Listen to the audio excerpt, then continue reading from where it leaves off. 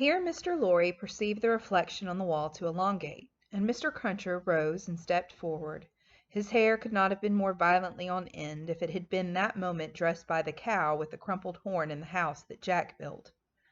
Unseen by the spy, Mr. Cruncher stood at his side and touched him on the shoulder like a ghostly bailiff. "That there Roger Sly, master," said Mr. Cruncher, with a taciturn and iron-bound visage. "So you put him in the coffin?" "I did." "Who took him out of it?" Barside leaned back in his chair and stammered. "What do you mean?"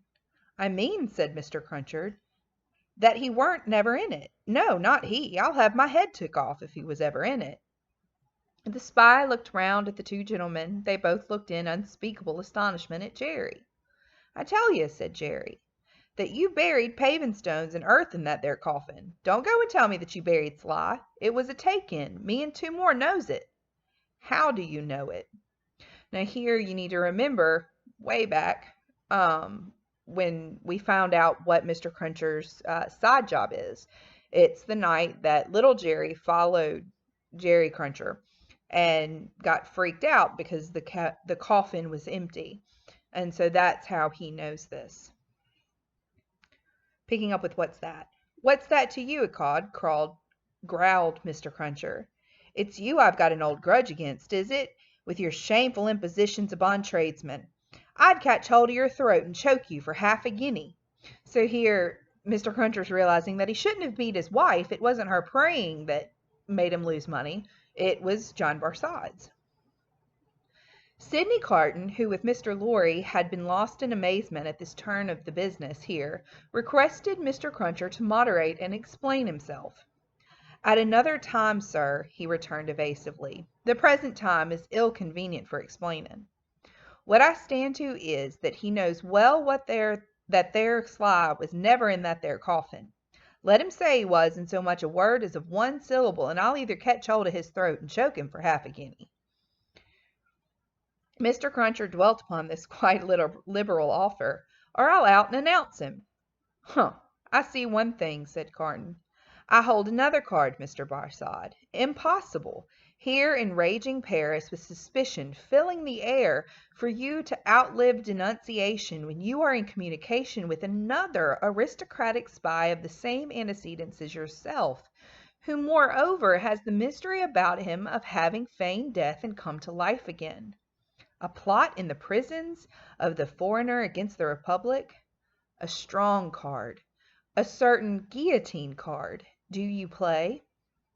So Sidney Carton already has all of these, has this great hand. He has all of these other things against John Barside, but now finding out that Roger Sly is alive, faked his death, and is working with John Barside in Paris, means John Barside will immediately die at the guillotine if Carton denounces him. "No," returned the spy, "I throw up. I confess that we were so unpopular with the outrageous mob that I only got away from England at the risk of being ducked to death, and that Sly was so ferreted up and down that he never would have gotten away at all but for that sham, though how this man knows it was a sham is a wonder of wonders to me." "Never you trouble your head about this man," retorted the contentious Mr. Cruncher. "You'll have trouble enough with giving your attention to that gentleman. And look here, once more." Mr. Cruncher could not be restrained from making rather an ostentatious parade of his liberality. "I'd catch hold of your throat and choke you for half a guinea."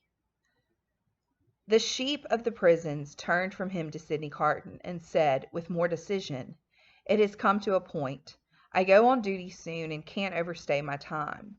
You told me you had a proposal. What is it? Now, it is of no use asking too much of me. Ask me to do anything in my office, putting my head in great extra danger, and I'd better trust my life to the chances of a refusal than the chances of consent. In short, I should make that choice.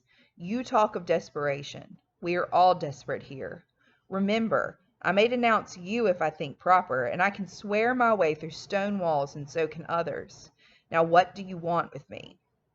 So here Barside says, "Look, tell me what you want, but if what you want puts me at more danger than you're denouncing me, then I will just, go with it. We'll just throw it to the wind and see what happens, because he's not willing to risk his life. He's very much gonna play whatever side keeps him alive.